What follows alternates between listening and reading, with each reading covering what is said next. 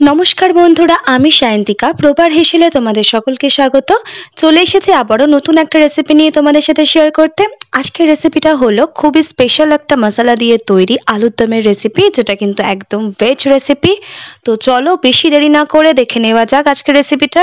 আর কথা দিচ্ছি, এই আলুর দমের রেসিপিটা যদি একবার বানাও তো প্রায়ই বানাতে ইচ্ছা করবে, এতটাই টেস্টি খেতে হয়।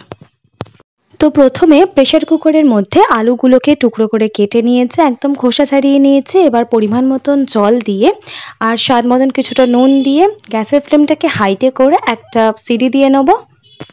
আলুটা সেদ্ধ হতে হতে মশলাটাকে বানিয়ে নেব। তো একটা প্যানের ভেতরে প্রথমে আমি 1 টেবিল চামচ গোটা ধনে দিলাম, 1/2 টেবিল চামচ গোটা জিরে, 1/4 চা চামচ মৌরি, 2টো শুকনো লঙ্কা আর একটা তেজপাতা। এবার গ্যাসের ফ্লেমটাকে লো টু মিডিয়ামে রেখে এই গোটা মশলাগুলোকে একটু হালকা করে ফ্রাই করে নেব, যতক্ষণ না এই মশলাগুলোর একটা হালকা ফ্লেভার বেরোবে। তারপর এই ভাজা মশলাটাকে একটু ঠান্ডা করে নিয়ে একটা স্মুথ পাউডার তৈরি করে নেব। পুরো রান্নাটা আমি সর্ষের তেলে করব, তাই কড়াইতে 3 টেবিল চামচ সর্ষের তেল দিয়ে দিলাম। আর গ্যাসের ফ্লেমটাকে কিন্তু লো টু মিডিয়ামে রাখবো। তেলটা যখন একদম হালকা গরম হয়ে উঠবে তখন ওর মধ্যে 1/2 চা চামচ নুন আর 1/4 চা চামচ হলুদ গুঁড়ো দিয়ে দেবো।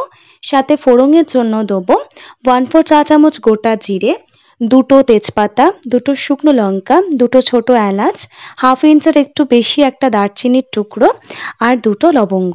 এবার ফোড়নটাকে একটু নাড়াচাড়া করে নিয়ে ওর মধ্যে আগে থেকে সেদ্ধ করে রাখা আলুগুলোকে দিয়ে দেবো। আর গ্যাসের ফ্লেমটাকে মিডিয়ামে রেখে 2 থেকে 3 মিনিটের জন্য আলুগুলোকে একটু ভালো করে ভেজে নেব। এদিকে আলুগুলো ভাজা হোক, ততক্ষণে আমি একটা মশলার পেস্ট তৈরি করে নেব।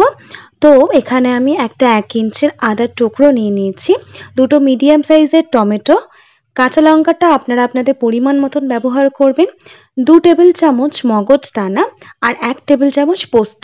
এবার এই সমস্ত কিছুর একটা স্মুথ পেস্ট তৈরি করে নিচ্ছি। আলুটা ভালো মতন করে ভাজা হয়ে গেছে, এবার ওর মধ্যে মশলার পেস্টটাকে দিয়ে দিলাম, সাথে দিলাম মশলার বাটি ধোয়া জল কিছুটা আর 2 চা চামচ কাশ্মীরি রেড চিলি পাউডার। এবার সমস্ত কিছুকে ভালো করে মিশিয়ে নেবো গ্যাসের ফ্লেমটাকে লো টু মিডিয়ামে রেখে। আর তারপর দিয়ে দিলাম স্বাদ মতো নুন আর স্বাদটাকে ব্যালেন্স করার জন্য 1/2 চা চামচ চিনি। সব কিছুকে ভালো করে মিশিয়ে নিয়ে গ্যাসের ফ্লেমটাকে লো টু মিডিয়ামে রেখে ঢেকে 10 মিনিটের জন্য রেখে দেবো। মাঝে কিন্তু 1-2বার আমি ঢাকনাটা খুলে একটু আলুর দমটাকে ভালো করে মিশিয়ে নিয়েছিলাম, যাতে নিচে কড়াইটাতে না লেগে যায়। 10 মিনিট পর আলুর দমের মধ্যে 1/2 কাপের একটু বেশি পরিমাণে উষ্ণ গরম জল দিয়েছিলাম, যে ভিডিও ফুটেজটা কোনোভাবে ডিলিট হয়ে গেছে। আর জলটাকে দিয়ে 2-3 মিনিট সময় ধরে একটু নাড়াচাড়া করে নিয়ে ওর মধ্যে 2 টেবিল চামচ ফেটিয়ে নেওয়া টক দই দিয়ে দিলাম। টক দইটাকে দেওয়ার পরে গ্রেভিটা একটু ফুটে আসা পর্যন্ত অপেক্ষা করব। যখন দেখবো গ্রেভিটা মোটামুটি ফুটে এসেছে আর গ্রেভির পরিমাণটা একদম ঠিক হয়ে গেছে, কারণ এই আলুর দমটা কিন্তু একটু শুকনো শুকনো খেতেই ভালো লাগবে, যতটা গ্রেভির পরিমাণটা কম রাখা যায়। গ্রেভির থিকনেসটা মোটামুটি ঠিক আছে।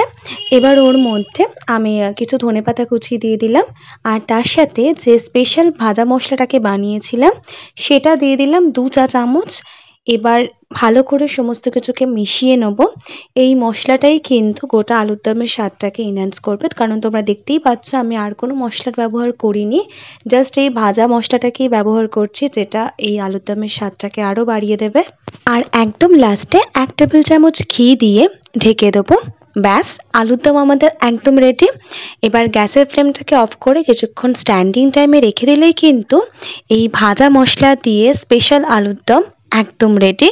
এই আলুর দমের রেসিপিটা কিন্তু পোলাও, লুচি, পরোটার সাথে খেতে খুবই ভালো লাগে। তো রেসিপিটা কেমন লাগলো অবশ্যই কিন্তু আমাকে বাড়িতে ট্রাই করে জানাবে। আর আমার চ্যানেলে নতুন বন্ধু হয়ে থাকলে চ্যানেলটি সাবস্ক্রাইব করে নেবার অনুরোধ রইল। পাশে থাকা বেল আইকনটিকে প্রেস করে নেবে, কারণ আমি চ্যানেলে যখনই নতুন কোনো রেসিপি শেয়ার করব নোটিফিকেশন তোমাদের কাছে চলে যাবে। আজকের মতন এই পর্যন্ত, আবার চলে আসবো নতুন কোনো রেসিপি নিয়ে তোমাদের সাথে শেয়ার করতে। ততক্ষণের জন্য টাটা।